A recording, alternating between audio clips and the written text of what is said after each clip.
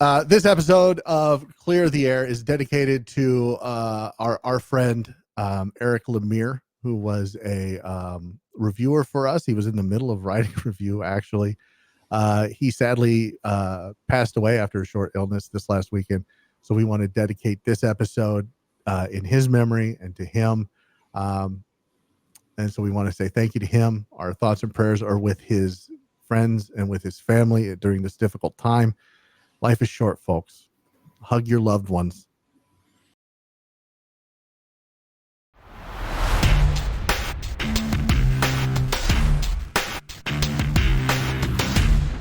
Welcome back to another episode of Clear the Air. This is the Simply Stogies Cigar Podcast after show, and I am one of your hosts. I'm Tim. I put this shit show together for you to enjoy, and while I do it, I bring back your favorite cigar podcast hosts, James and Nick. I'm going to start with Nick first, just to check in, see how he's doing, what he's up to, and what he's smoking. Nick, please tell. How you doing, Tim? Long time no see. Yeah. How are you? I'm good. I am smoking a Crown Head Series E. Ooh, good choice. I've been on a kick of late where I'm smoking these firecrackers or smaller cigars. I've had like 3 or 4 different firecrackers or something resembling a firecracker. And this is a very short, petite Corona, and for July 4th, and it's pretty tasty. This is my second one in a row because I don't know if I'll release something like this ever, because to me it doesn't make any sense. Just when I'm getting into the cigar, it's over. So I like a little bit longer cigar, but I get the allure of having a short, quick smoke, and this is a very tasty, quick, short smoke. So anyway, I like it. I actually thought for a split second to grab a Series E, but I grabbed something else. I'll tell you about it here in a second, but let's check in with James, see how that guy's doing. Yeah, I'm doing great. Thanks for asking, Tim. I guess. Yeah. How you doing? What you smoking? I'm all right. You're the guy that sings cigar news into the microphone. I don't think that's accurate. I'm smoking a JD Howard Reserve.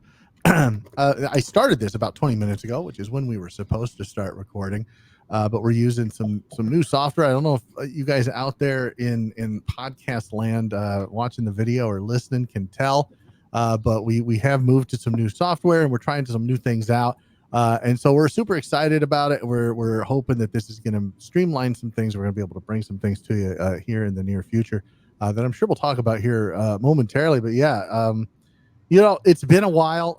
Just to let people know, like Nick said, he was talking about July 4th. Well, this episode that we recorded with Miguel Schodel from Crown Heads, we recorded in April, and we just had a lot of things come up where we just we had to schedule the release of this episode so far after we recorded it.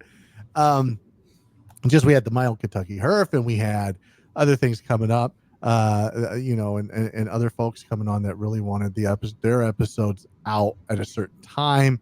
So we definitely will accommodate folks where we can, and we did that. And so this one had to get pushed, but Miguel was such a great guest, and I loved having him on. It was a lot of fun to talk with him. It was. I remember we had a similar story because he started smoking around the same time I did, and started diving into cigars and got so into it. He knew he wanted to be in the industry from early on, and it was interesting guy, a very nice guy. I'm going to light myself up because I have not lit this cigar yet. I don't know if you can see that, but that is the 2021 Four Kicks Capa Especial. I'm going to try to get this guy lit. But while I do, James, would you do me a favor? Tell everybody about our sponsors this episode. Yeah, absolutely. This episode of Clear the Air is brought to you by Valakari Cigars. If you haven't tried Valakari, you haven't listened to this show in a while. We had Nimr Ahmad on from Valakari last year. We're going to have him on here again real soon, so look forward to that. But Valakari Cigars has something for everybody. Their core line literally from mild and medium all the way to full.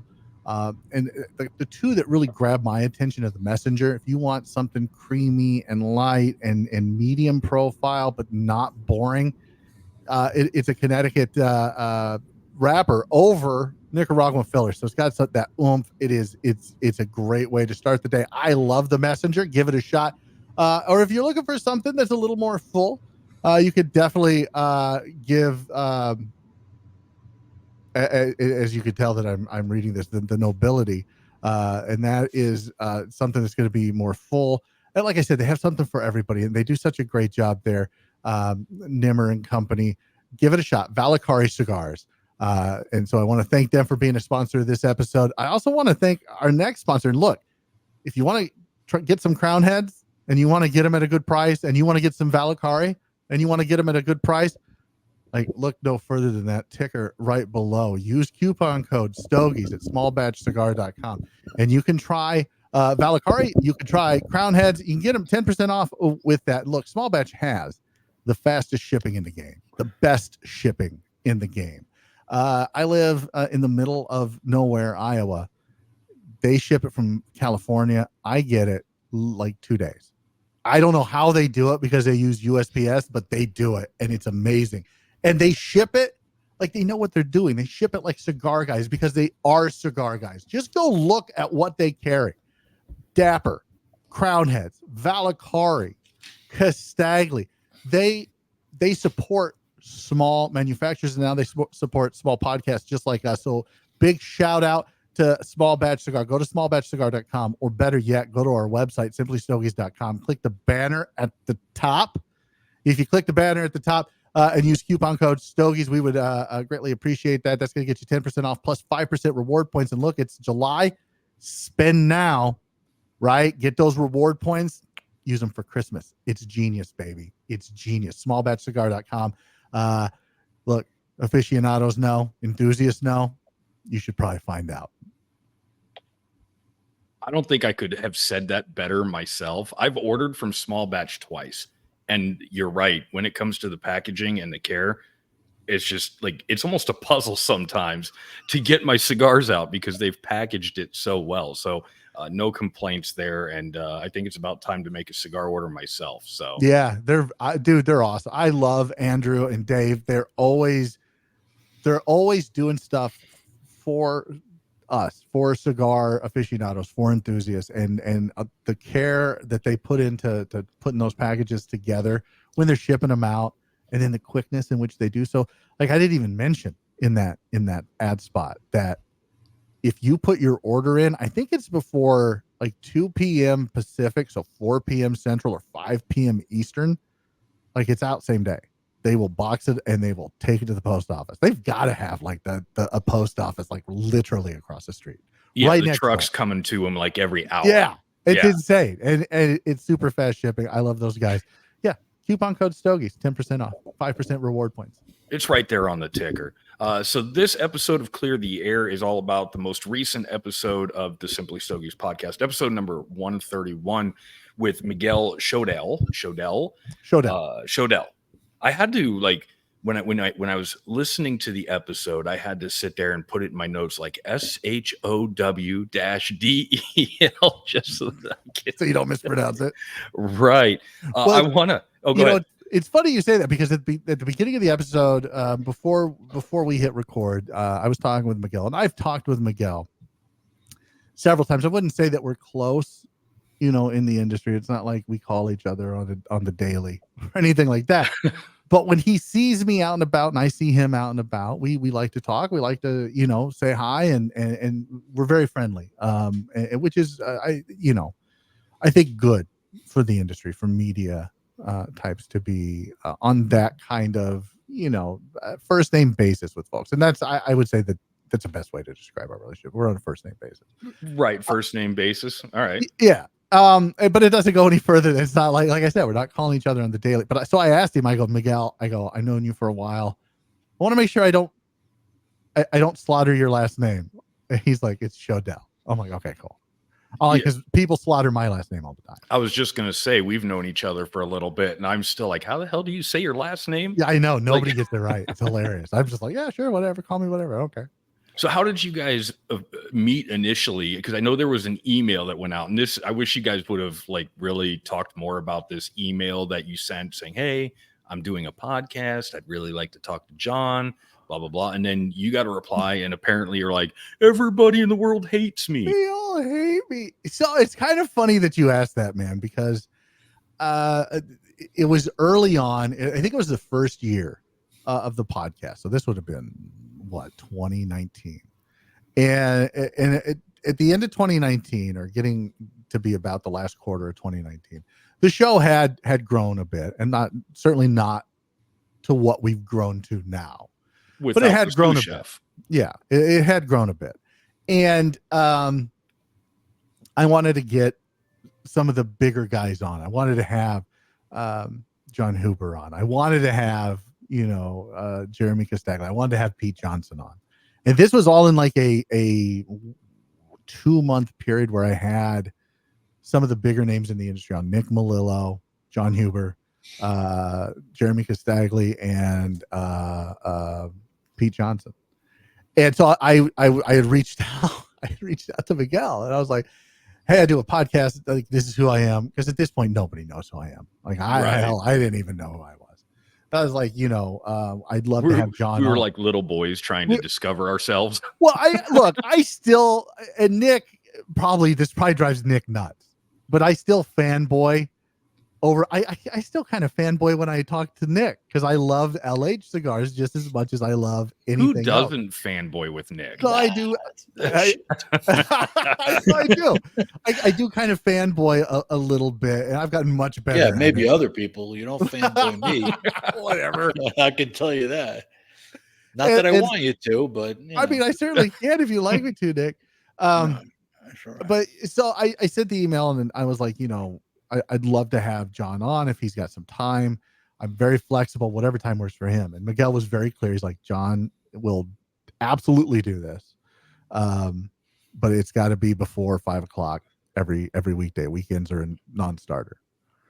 And I went, and it was just very direct and to the point. There was no real explanation behind it. Like, hey, John really likes his family time. And it was just, this is when he's available. Like, you let me know.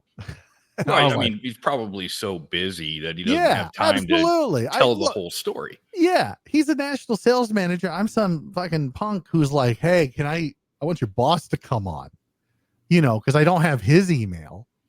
Like, I was lucky enough to get Miguel's email at the time, because no one knew who I was. This was literally, I think we started this in February of 2019, and this would have been September of 2019. Yeah, it was pretty early on, if I remember correctly. Yeah, and people still don't know who the hell we are, which is fine. I don't care. But I was just like, fucking, I don't think Miguel likes me very much. I remember talking to Dave Payne, who was at the time the Crown Heads rep for the Midwest. And he and I were on first name basis at the time. And he was like, yeah, no, you're fine. He doesn't not like you. He just doesn't know you. Like, he's just giving you the facts. Like, just, it'll be fine. So I still couldn't believe that. Nick, you don't have somebody handling your email for you, right? You're doing everything yourself. Nope. I do everything myself. Have you ever replied back to a podcast request or something like that? And how do you reply to it? Okay. I just reply, yeah, I'll do it. Let's do it. I've never straight out, rejected or not done a podcast. There's some that I figured out real early on that maybe I shouldn't do it, but I still do it anyway. Is this one of them? This was one of them. It started as one of them. Yeah. So yeah, I don't know. I just say, yeah, let's do it. I don't care. It's a small industry as big as it seems to people from outside of the industry. It's very small, and the media is just one spoke in the wheel, and it's an important spoke and small. Look, even I've done some that I didn't realize weren't recorded and there was going to go out to 5 people. And I'm like, why am I doing this? But I'm not thinking that at the time because I'm like, you know what? If I get one new person out of it, what the hell? You know what I mean? I've done worse. So I'll give anybody the time of day. Whether I'll do a second or a third, that's another story. But, you know, I think any brand pretty much based on their schedule and their time, will do anybody's podcast as long as it's professional, as long as it's well done, and there's a level of professionalism and content, and everything looks good. Yeah, you'll do it. If it looks like it's a guy with his phone hanging out, he may do it the first time, he may bow out, he may never do it again. You never know. There's a lot of people doing that right now, and I come across new people every day, and they come across me. So.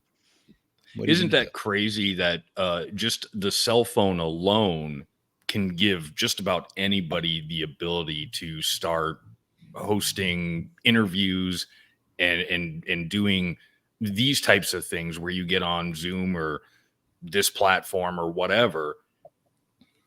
Look at all look at the people there, and I'm not going to mention any names, and the people I'm thinking of, they actually do a great job, but just with the Instagram lives and everything, that's a lot of that is just done on your cell phone. And I don't know if we've ever had the conversation on here or not, but I know we've talked about it along the way about how some people in the industry will look at it as, oh, it's just a cell phone. Like, what are you doing? Are you real? James, what's your thought on that?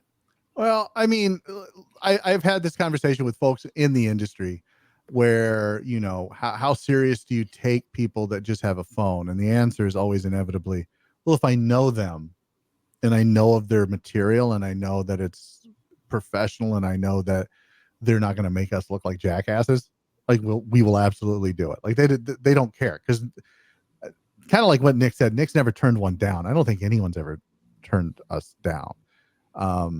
No one has ever been like, who? No, we're not doing you guys. Right. There may be scheduling conflicts or snafus or things like that, but there's never been anybody who's just outright flatly said no. And not to toot my own horn, but I think I do an okay job with interviews. Probably not the best, but I do a moderately adequate job with interviews. But you're right. There is a lot of this media space has really turned into, man, I've got to choose my words carefully. Yeah, I know. As soon as I started talking, it has turned into something much bigger than what it was even in 2019 when I started. When I started, I found, a few podcasts about cigars, but then, 2020 happens, and then everybody with a fucking phone and a microphone thinks that they can do it, and good on them, do it.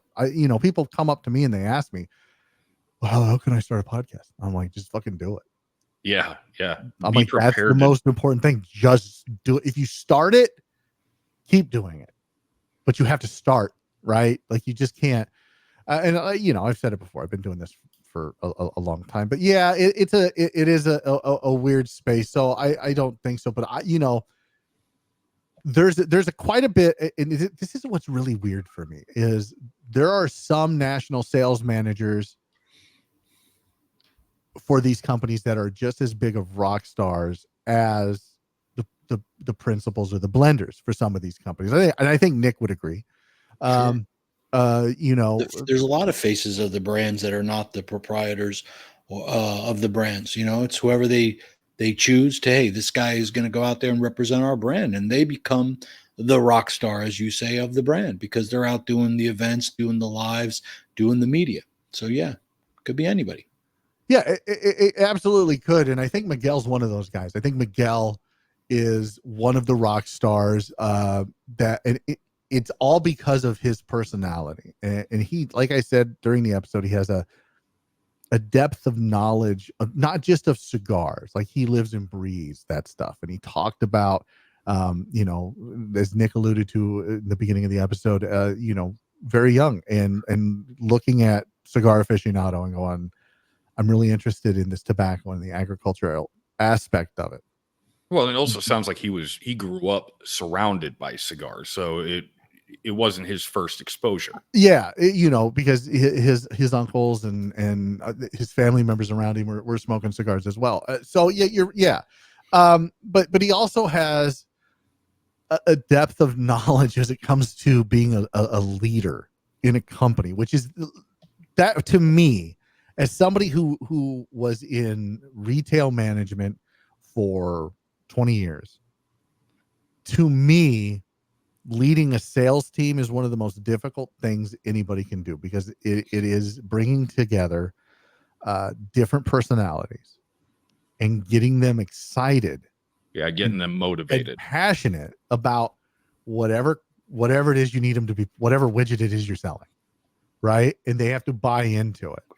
And he does that, and he does that in a way that I respect. And look, we talked about it with him, the way he approaches his employees, and just, when I know there are two people, like I mentioned Dave Payne, who used to work for him, and now he went on to work with Forge, and we talked about that on the episode, and we talked about how Dave was nothing but complimentary about Miguel, which shocked me, because normally when you talk to an employee, even from personal experience, when I talk about employers, I'm usually not happy.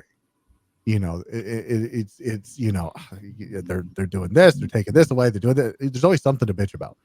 Dave never bitched once about working for Crown Heads, and he certainly never bitched once about Miguel. He had nothing but glowing things to say about his boss.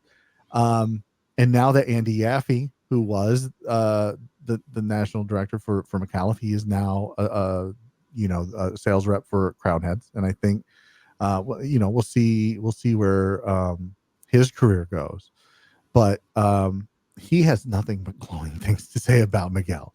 Like, everybody loves Miguel, and I love Miguel. I love talking to Miguel, and I don't know if you've ever had the opportunity to like really talk with him, Tim. No, I have.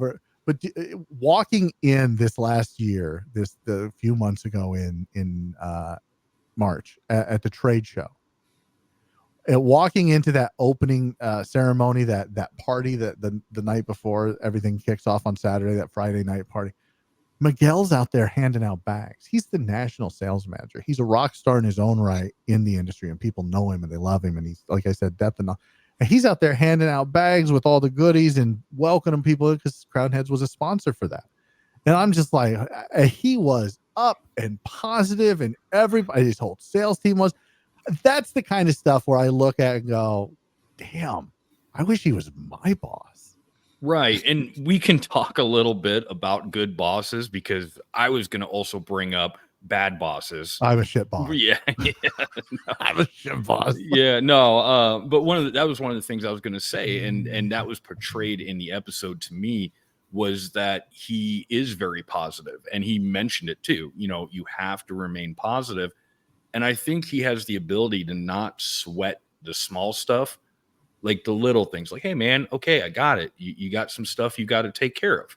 Go take care of it, because if you don't take care of that, you're probably not going to do me a whole lot of good, compared to the other bosses that are like, I need this done right now, like yesterday. I feel like, wait, hold on. Let me do this. Oh, yeah, I was going to say, I feel like you're looking right at me when you say that. Yeah, no, he does. He has a very laid back kind of style, and I'm sure that he is highly motivated, as most sales folks are. They're highly motivated individuals, especially successful sales folks, folks who make it to a national sales manager level of Oz Head and Oz Family Cigars and Crown Heads. As I said, Oz Heads. Trying to like wait, you better TM that right now before they steal it. Before they can have it. Have at it. But yeah, I mean, he's highly motivated, but he also understands, like he said, we are in a people business. This is a very people driven business, a very network driven business, and you want to treat others as you want to be treated yourself. And I think he does that. And which is why I think is part of the reason people are in and around the industry love Miguel Schodel. I do want to point out real quick that we're about 20 minutes into this episode, and what have you not heard yet? a child screaming. Oh, yeah. Long dramatic pause. Yeah. I was like, where are you going with that? But yeah. Yeah. So like, look, here's the thing. We it's not like we have a studio in fucking Burbank or Miami or where, and they're in Nashville. I think he's in Nashville or thereabouts or Ohio. Yeah, he was outside or something. Yeah. So he's outside at home when he takes this interview, and I'm sure his kids were running around like my kid likes to run around. And we're on their time. Yep. And that, we talked about it with John. He only wants to do interviews between 9 a.m. and 5 p.m. That's it. 5 p.m. He turns it off. He goes home to spend time with his family. So for us to be able to get Miguel and get him in the time slot that we got him, which we're like Nick and I try to be very flexible with when people come on, when we're available for them. I think we're very flexible. And so we try to accommodate everyone, but we're on their time. And so if they're taking it outside of work hours, which this was the case, it was outside of a 9 to 5 kind of job. He's there with his kids. He's outside. He's smoking a cigar. He's talking with us, having a good time. And he's probably his his kids running around, or maybe somebody else's kids. Maybe it's a neighborhood. I don't know. So you guys talked a little bit about food. So I'm going to bring sous chef Nick to the table because he's kind of sitting there just being a little bit quiet. I liked how you guys brought the whole having a dish made, the analogy, having a dish made, and it might not be good, but then you get another chef, they prepare it their way, and holy crap, it's amazing. And I just kind of wonder, because I know I've been in the cigar world a little bit, and it feels like these really good analogies are coming out. So I really want to know, did you just make this up? Or has this been one you've been hiding for the rest of us? What? I totally have no idea what you're talking about. Dishes? What? Yeah, you're like cooking meals. Like you talked about this. You said, and even Miguel said it. You go to a restaurant, you order a dish, you don't like it, and you go and have another chef make the same dish, and it's good. And that's kind of the way it's relating to the cigar industry. How you can have somebody make a cigar, you don't like it, have somebody else take a very similar cigar. It's different hands, different processes, so forth. Yeah, I've used this analogy many, many times where a blender is like a cook. That's why Rick Rodriguez, with his Chef Rick moniker, basically blenders are, people that are putting together ingredients in the way that they want. And at the end of the day, what I use a really bad analogy, because when I started using it and I haven't stopped, is chicken. Chicken is chicken, but you can give it to 5 different cooks, chefs, whatever, and they're going to come out with 5 different dishes with the exact same chicken. One can be a 5-star Michelin, whatever, chef, and the other guy could be a food truck chicken, chef. You're going to get 5 different things. So it's all about not just the ingredients, but the cooking process, the preparing process, and everything that goes into it. So yes, I use that all the time. So it's like, but how do I know as a consumer that you've got 2 very similar products made by 2 separate people? Well, because I think, Tim, if you'll indulge me and allow me to answer that as best that I can. Yeah, I think that it depends on the consumer. Some consumers are more plugged in than others, and this was what Miguel was talking about as far as technology impacting consumers. And so you have now more than ever, you have consumers who can be not all of them are, but they can be very plugged in, and they can be very knowledgeable, and they can have all this information at our fingertips. When we're not using the internet for porn, we're using you can use it to actually find things out. Imagine that, guys. So yeah, it just depends on the consumer. If they are plugged in and they're a cigar geek like I am, like Nick is, I don't know if I would call you, Tim, a cigar geek. Not a chance. No, you don't really get into the weeds. You know what you like. You know what you don't like. You're certainly open to trying new things. But that's kind of what Nick is saying, is that, you know, you have that one, everyone has the same ingredients. It's a chicken dish, but everyone's going to make it differently. And it's all based on their own experience and what their palate likes. Right. And so it's very hard sometimes for blenders. And I'm sure Nick can speak to this if he wants to, but I'm sure it's very hard for blenders to step out of their comfort zone as far as what they like, as far as what their palate likes. But like I said, I've said this before, if something makes it to market, there's a market for it. If there's a cigar out there, if it's on the shelf, somebody's going to like it. It doesn't mean I'm going to like it. It doesn't mean Nick's going to like it. It doesn't mean you're going to like it, but somebody somewhere is going to like it, and they're going to enjoy smoking it. You know, I'm certainly not going to name any cigar by name, but there are cigars out there that I don't particularly care for, and I won't smoke ever. But there are people out there that absolutely love those cigars, right? It's just different palate for different people. So, and what do you think is the best way in your mind? What's the best way to get somebody to try a new cigar? Like, I guess where I'm going is, you guys are the nerds, right? You guys are the ones that dig in deep into the vines of the plant and figure out all this stuff. I'm kind of more of a surface guy that's just like, I want to try some new things, but I'm probably not going to go somewhere and try something unless I have somebody that I know, or somebody who I feel that they're respectable, recommend something to me. If I have a shitty brick and mortar, you know, tenant that's just like, oh, this is Cigar Aficionado #1 cigar of the year, like that, you didn't sell it to me.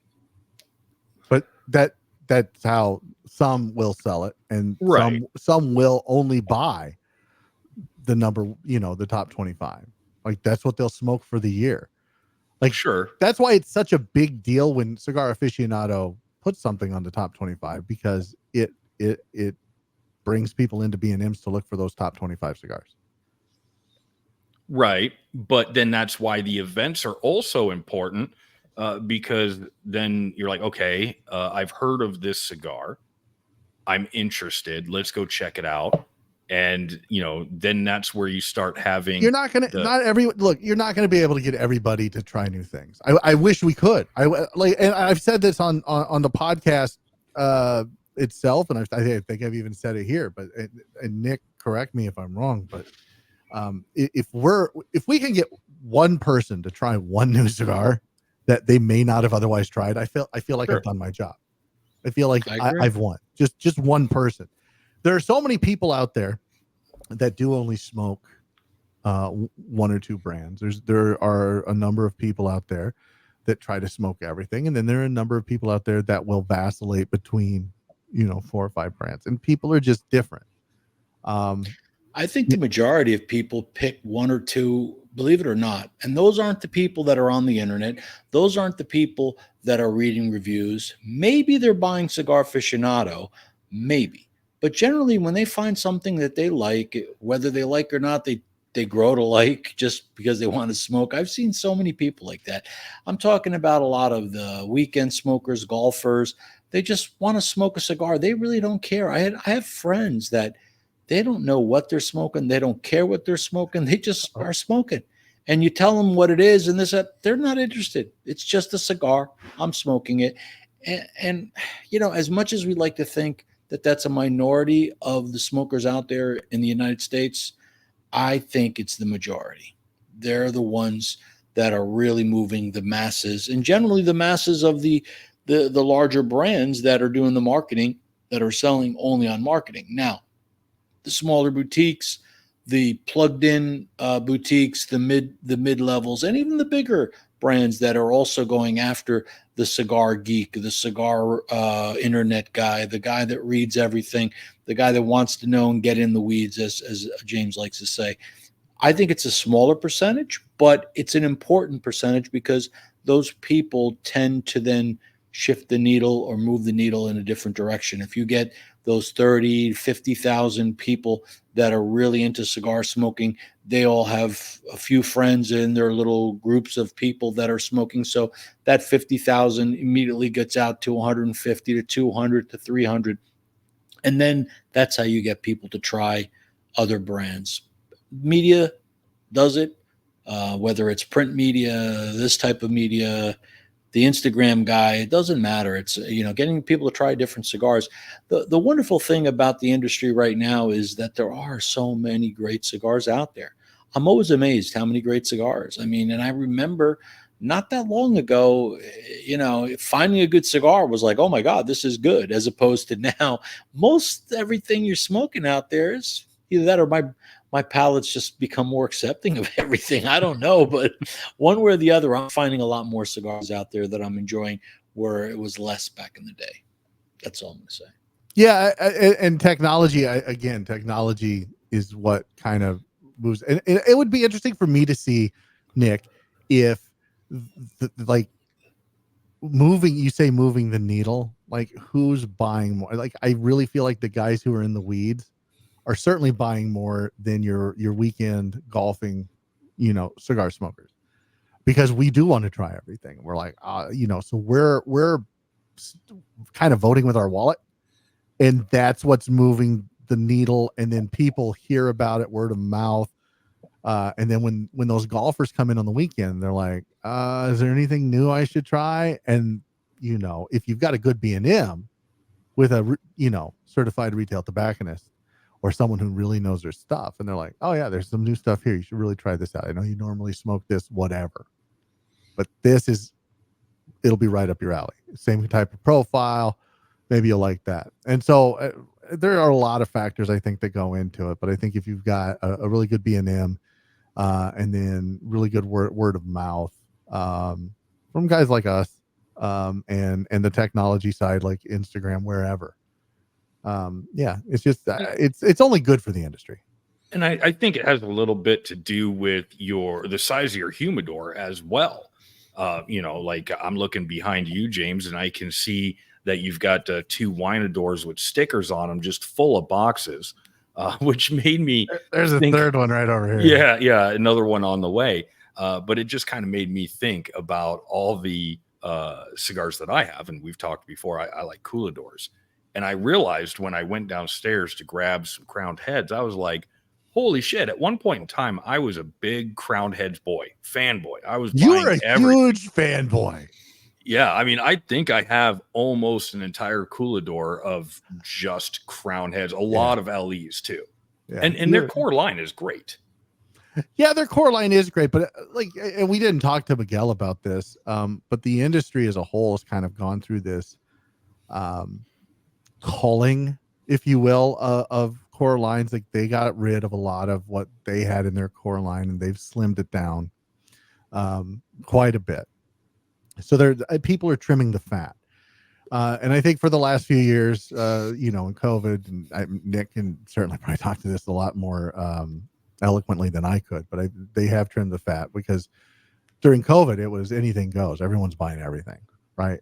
So you could have a lot in your portfolio and you're probably selling through it. Well, now things have slowed down a little bit. I mean, I don't know what the numbers are. I think the imports are steady. If I remember from the last thing I saw from Half Wheels, that the imports are steady. They haven't dropped. They didn't go up. So they're just kind of, streamlined across the board, like straight. I feel like companies are going, okay, so the golden days of COVID are over for us, which is so weird to think about, being we're smoking and COVID is a breathing, it's a upper respiratory thing. And so to have that boom during that time is just weird to think about. But people are like, okay, it's over.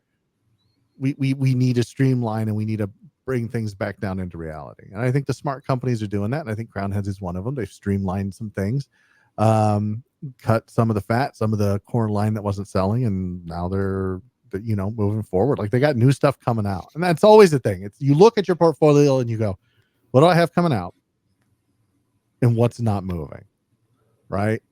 So let's cut out what's not moving, cut off the dead skin, so to speak, and then bring in this new stuff, and let's see if this hits, because we really like it. Do you think that the fad, and I'm just going to call it a fad because that's the word I'm going to use, but of the LEs, the constant LEs, is that slowing down at all? I want Nick to answer this, because I asked Nick a very similar question, but I worded it a different way. How did you word it? So Nick, I'm going to ask you the same question, and I'm sure I'm going to get the same answer.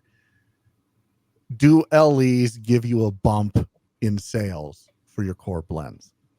Yes. That's why people are constantly releasing new cigars, whether they're LEs or new releases. People are buying the new thing because I'm on the fence with it, because I like new stuff. Everybody likes new stuff. But at the same time, there's great stuff out there that people aren't smoking or haven't discovered today. So, but everybody wants the new thing. What's the new thing? It's just the way we are as a human race. We all want new shiny things. So the point is, those new shiny things will make somebody discover whether it's a brand or go back to a brand and then go, oh man, I really like this. Maybe I'll try some of their other stuff. When I started the Nick line, and that was, the Nick and Jim was pre-pandemic, but the Nick started during the pandemic, and people went back and started smoking the LHs as well, because they didn't even realize that the Nick line was the same company as the LH. So for me, it was a boost, and it was one thing did help the other. So yeah, the answer is yes. Damn right it does. I think it's a little gimmicky, but at the same time, even Charlie, he started Half-Field because of the limited releases and the new releases, because that was the trend. You wanted to sell cigars, you came out with something new and shiny, and then everybody clamored to get it. And it gave a boost to the business. And we're still doing it. And it started around 2000, right around, the year 2000, and with the limited edition and the new stuff. And it really hasn't slowed down at all. If not, it's getting more and more. Yeah, I remember the interview with John Huber, and he said that the industry's probably jumped the shark when it comes to LEs, right? I mean, if it gives you a bump in sales for your core blends, why would you not do it? Look, it's also based on the availability of tobacco, and if you're not the blender, if you're just the principal of the company, right, and a blender comes to you and says, hey, we had X amount of this tobacco, and I was able to blend this. What do you think? And holy shit, this is really good. Yeah, but it's a finite amount of tobacco. All right, let's just put it out as an LE because it's really good. We can make some money off this, right? You don't want any tobacco to go to waste. So it does kind of make sense. And I used to complain about LEs all the time because I'm like, God, I'm always chasing something. And I've gotten to the point in my cigar journey where I don't chase everything anymore. I don't chase Cubans. I don't chase LEs.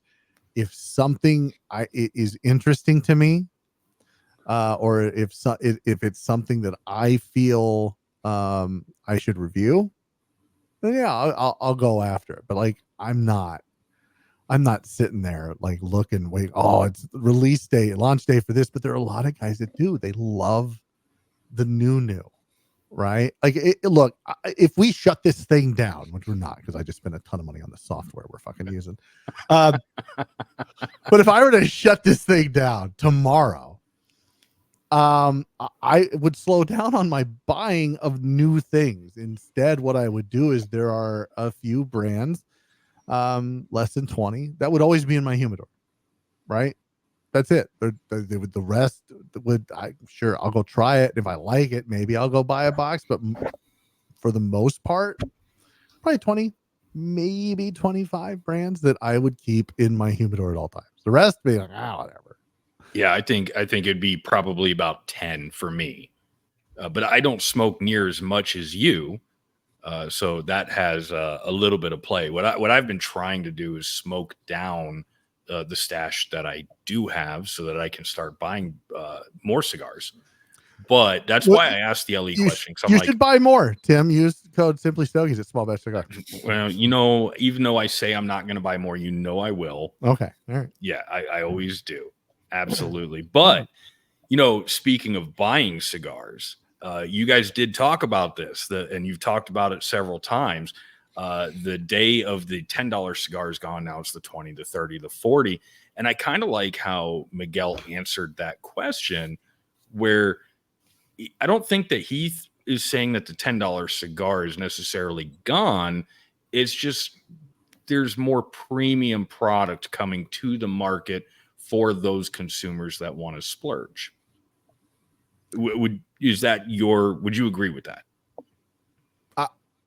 Yeah, I would. I think Nick would too. But look, the cogent point, the salient point, I guess would be the right word. The salient point that Miguel made was that your good $6, $7, $8, $9, $10 cigars aren't going anywhere.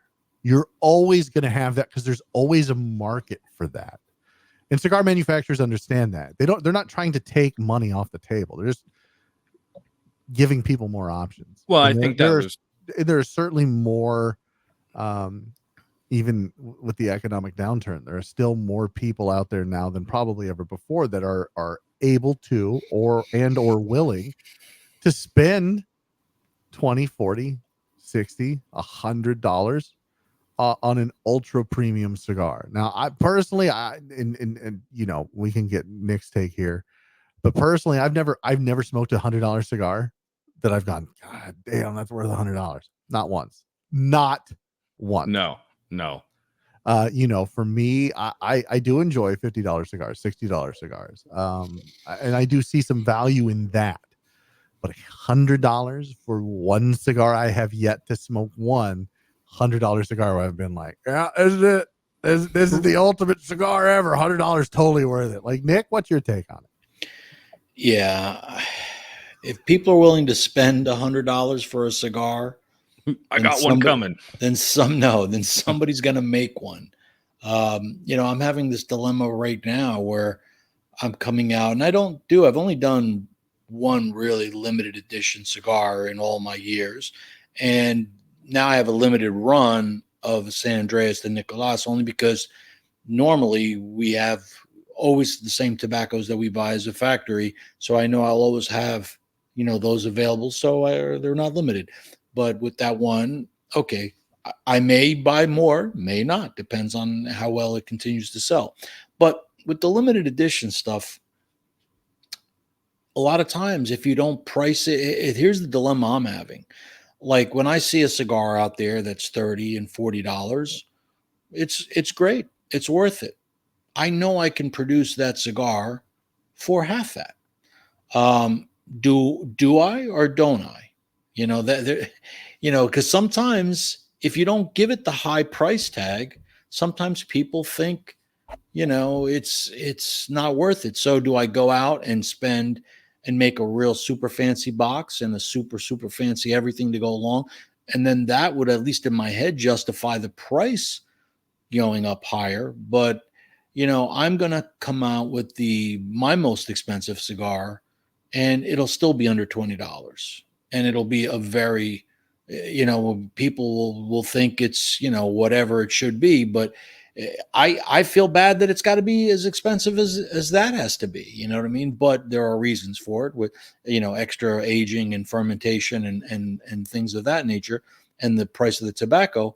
But when you start making 50, 60, 70, 100, other than, dressing them up in nice boxes and bands and everything else, the price of tobacco, I mean, there's a limit to it. I mean, you're just adding something that's you're making something up, in my opinion. You know what I mean? I don't see, and people that do it, I don't fault them for it. If there's somebody out there willing to spend $100 for your cigar, then by golly, keep making $100 cigars. If people aren't buying it, then maybe it's time to stop. But I'm always shaking my head when I go to a cigar lounge and people tell me, this cigar of yours, I can't believe it's only $14. Why? Because it tastes like us. What does a $60 cigar taste like? Why are people automatically assuming that it's got to be, there's a whole, I don't know. I'm just going to continue to do what I do. Miguel and Crown Heads are going to continue what they do.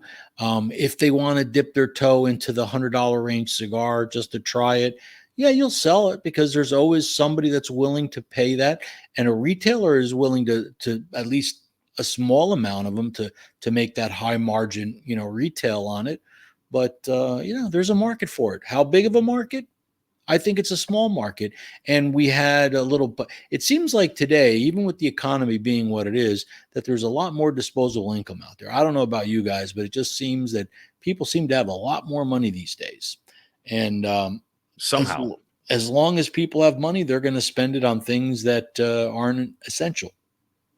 To me, cigars are essential, and but for some, they're not.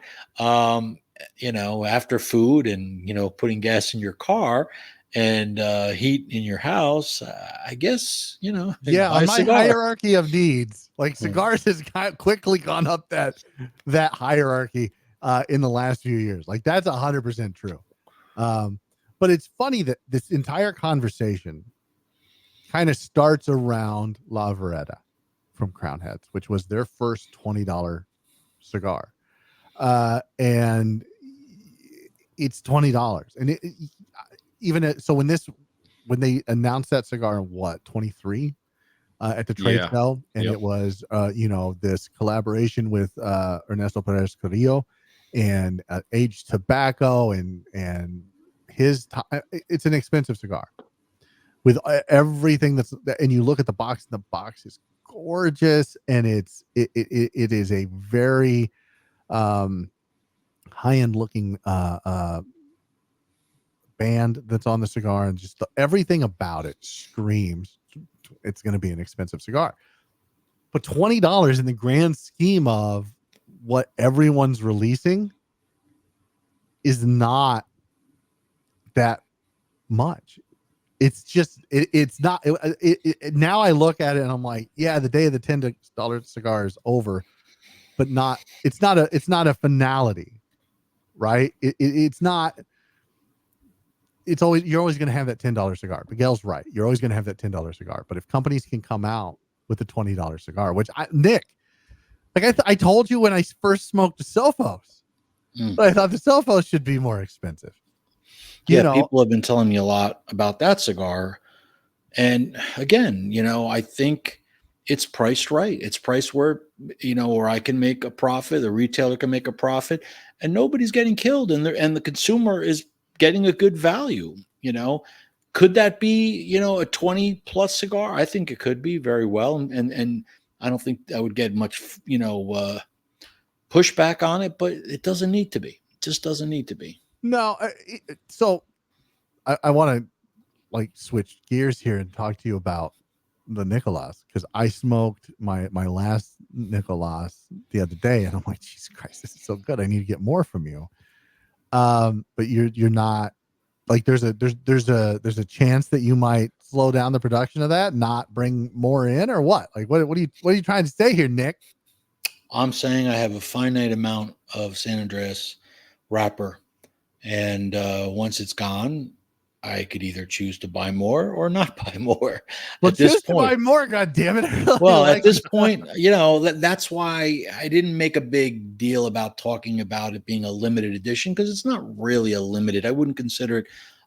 I think it's a limited amount, and I can't guarantee, in 3 years from now, will it still be, where I believe all my LH cigars will continue and all my next cigars that I have will continue with this San Andreas, because it was definitely a very different cigar than what I normally produce. And that has to do with that San Andreas. And I was happy with the way it came out. But again, I don't know if I'll continue to buy that San Andreas wrapper. But if it sells, then yeah, I will. So it won't be so limited. But now I had to say that, because I don't want somebody saying, hey, why are you out of it? Because, hey, man, I remember I said it might go out, and it did. That I don't have as much of a problem, because there is somebody that's always going to be selling the San Andreas. It's just what price, because it keeps going up, and I actually didn't anticipate. Now, I actually undervalued that cigar, or underpriced that cigar, because that tobacco, that wrapper particularly, cost me more than any other wrapper that I sell, not because the other wrappers I have are not as good. It's just that we make the other wrappers. So of course I'm getting the inside price on it. The San Andreas I'm purchasing from outside. I'm not making that. So that's why it's a little bit more, but I put it in the same price range just because it wouldn't seem right, to not. And I hope, the consumers will appreciate it. And again, there are people that don't like cigars that bold, and then there are smokers that just like that. I just got like the Sophos is great because I think it is nuanced and complex, and there are subtleties to it that if you're not paying attention to the cigar, you're going to miss. But that Nicolas, that's a cigar that I can enjoy at the end of the night, and just the flavors come through. It doesn't matter how many cigars I smoked before that.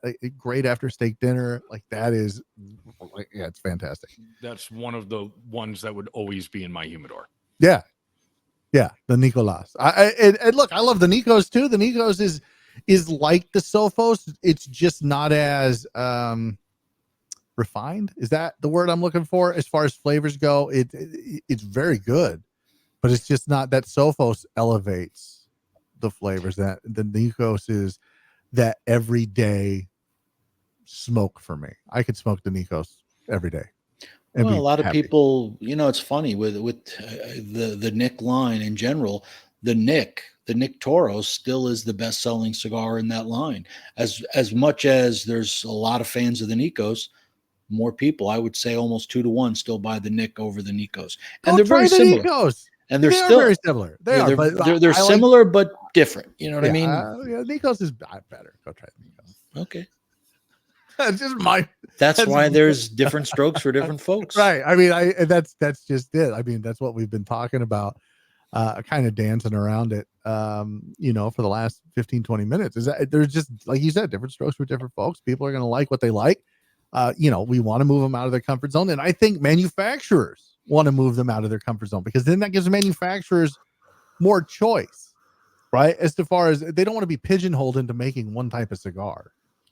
Macanudo, I think, is the poster child for this. For years, Macanudo was known as the mild cigar. This is what you get new cigar smokers into, is a Macanudo. You have to try Macanudo. And you know what? Funny? Look at that. Yeah, but look at the emissary. That emissary comes out, and they have it listed as medium, and people are going. And I'm like, this is like, I'm one of those people going, this is really good. This is a really good cigar. Well, they listened, finally the Macanudo being the cigar that everybody just kind of smokes, the go-to, the entry cigar, the golfer cigar, the big name brand outside. As far as non-Cuban brands, it's got to be the most well-known non-Cuban brand out there by far. Yeah. Without a legacy name, like the Cohiba, like people are going to know Cohiba because of the Cuban name. Right. But yeah, I think you're right. Like Macanudo's got to be one of the large, like, if you said Macanudo to somebody who's not a cigar smoker, they'll be like, oh yeah, it's a cigar. What about it? Yeah. But they listen. And, like, I also agree with you. That emissary, when I smoked it at the trade show, I said, this is special.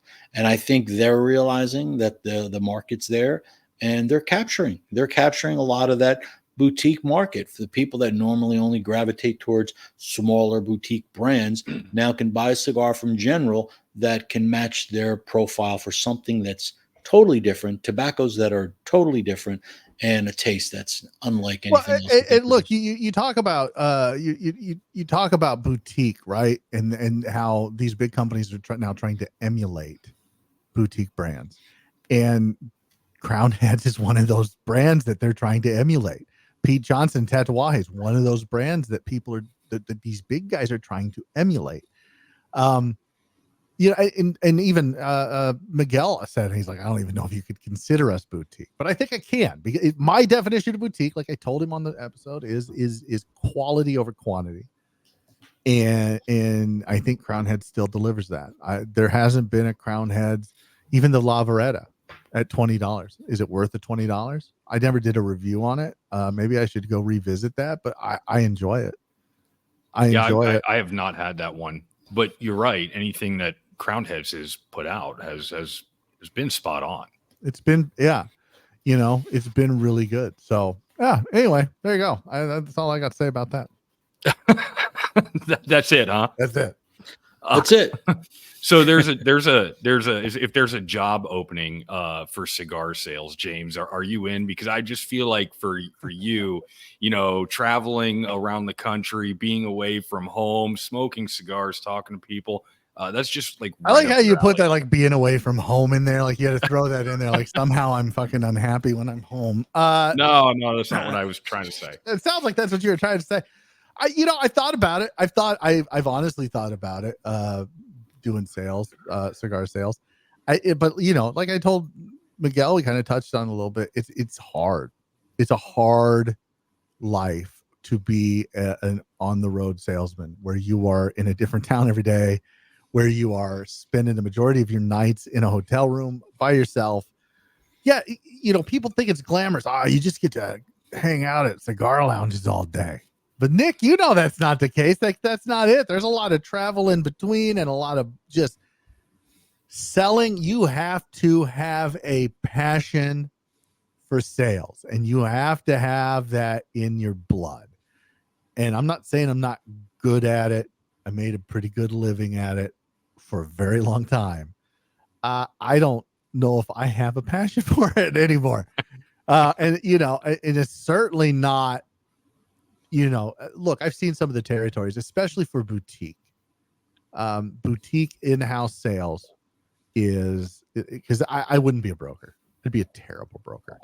But if I was to get hired by somebody, I've seen some of these territories for some of these guys, and they're like 9 states, 12 states. Yeah, huge. It's a huge territory, and while there's only let's just say 2,500, I'll spot you 300. Let's say there's 2,500 lounges in the U.S. spread over 50 states, and you've got 12 of those. You've got in the contiguous United States, there's 48 states, so you've got a quarter of the U.S. as your territory, and you've got it. No way, no how. And I've seen some of these, what they pay, especially the bigger guys, not so much boutique, but the bigger guys for like 9 states. I've seen the salary for it. Not worth it. Nope, not worth it. And that's salary. I feel like it would be fun for maybe 2 years, maybe a month. Well, I was trying to be generous. So, I'm traveling all over the place. I'm doing this, I'm doing that. I'm getting to meet new people. Then eventually I'd just be like, not having it anymore. It's difficult. No question about it. Yeah, Nick knows. Nick knows. Yeah. Nick goes out. Nick travels. Like Nick goes out and he's selling his brand. He knows how hard it is. I mean, and he loves it. Like he said on the episode, Nick has a passion for it just as much as Miguel does. It's in his blood, and it will grind you down and it will spit you out. Guys like Greg Free, who seems to be having a great time going out and doing this, and he's been doing it for a couple of years now, and building his brand and doing it with him and his Ed, his quality tasting officer, the QTO. Oh, good old Ed. I don't know how much fun they're going to be having in 3 more years. I don't know how much. I literally, like I said, a month. I'd have fun for a month, going to different lounges, meet new people, talking. But you know what? As a salesman, you hear no a lot, and that just gets old, super old. Yeah, I wouldn't want to hear no over and over. Like, but you know what I realize now? When you hear yes, it just doesn't do it for me. I used to love getting I'm not kidding, because I realized a lot of these guys, either because I was that, I don't want to use the word pushy, but very persuasive in order for them to bring in the line. But, for them to bring in one time, twice, that they're really, for the amount of effort that I'd rather find that retailer that I can build a relationship with and have a partnership. And those are harder to come by. But like we've always said, this business is about relationships. That's why having regional people is always best. And, it's funny how I have relationships across the country, and I'm talking from California all four corners everywhere. And I have great relationships with a lot less retailers. Would I love to have more retailers? Yeah, but I'm very blessed to have the people that I have, and I'd like to grow on it, but it's tough, man. You gotta, for every 10, you might get one that'll stick, and now I go into lounges. I just did it the other day, and I went in one, and it was a great shop. And I was like, man, there's so many facings here. And I was like, how many facings you have? And she's like, the manager was like 350. And I'm like, wow. And I'm like, okay. Wow. I said, well, I'll see you later, and she's like, what? And I'm like, yeah, you know what? I don't think my brand is going to do very well here. And she's like, why? You don't have confidence in it? I go, no, I have all the confidence in the world. I don't have the confidence that if you stick it among 350, facings, that I'm going to get even noticed. Because to be perfectly honest, I see you've highlighted one brand or two brands for whatever reason, but the rest of them probably sit there, and you probably buy those brands once a year, twice a year. And, if I had 2,000 shops that bought once and twice a year, okay, it's better than not having them. But at the same time, I don't want to say I take it personally, but I really do believe that my cigar can be smoked, everywhere by anyone, and there's somebody for it. But if the shop's not going to give it the justice that it deserves to be highlighted and at least shown once, yeah, nobody's going to pick it up if they haven't heard it, so it's a you really have catch-22. It is. And I think that goes back, and it's something I don't think we've talked about, where manufacturers and B&Ms have this kind of symbiotic relationship when it comes to trust. So the brand owner has to have trust that the B&M is actually going to sell their product, especially in a humidor that's got 350 facings. Because if they're not actively selling a brand or all the brands, like, hey, what do you like? This is new to the humidor. You got to try it. They're not selling it, and they're just letting it sit in there, and they're letting customers walk in there and just kind of meander around. And, you have your band smokers, you've got your, I only smoke X, Y, or Z. Like, if they're not selling it, it's not going to move. And so you have to trust that they're doing that. And then on the flip side of that, the B&M owner has to trust that if they do actively sell this, that they're going to get support from the brand owners. As far as, if I need something, you're going to ship it quick. If we want to do an event, you can come in and do the event. X amount of, or like, it is a very symbiotic relationship that I think the most important thing, James, is as a retailer, if you put on your retailer hat, if I'm going to introduce or recommend a cigar, I have to have confidence that it's a good cigar. So, because if this guy likes brand ABC, and your brand, your new brand that you just brought in is very similar to his palate, if you make the right recommendation and he likes it, then he's going to start smoking or put it in his rotation. If it's not a good cigar, you don't have the confidence, then you shouldn't have brought it in to begin with. If you had the confidence to bring it in, then it should sell. But ultimately, it comes down to, does it sell or doesn't it sell? So if people are buying it, then they're going to reorder. But at the same time, if you get lost in a sea of 350 brands that nobody's going to see, and in this particular shop, even though it was very well represented, it was still, think about how many facings that is. And I've been in shops similar that do carry my cigar. I can't find my own cigar in the shop, and I don't think think a lot of the salespeople, it's happened to me in the past where my cigar has been in shops and I'll say, hey, where's the LH? And they're like, oh, we don't carry that.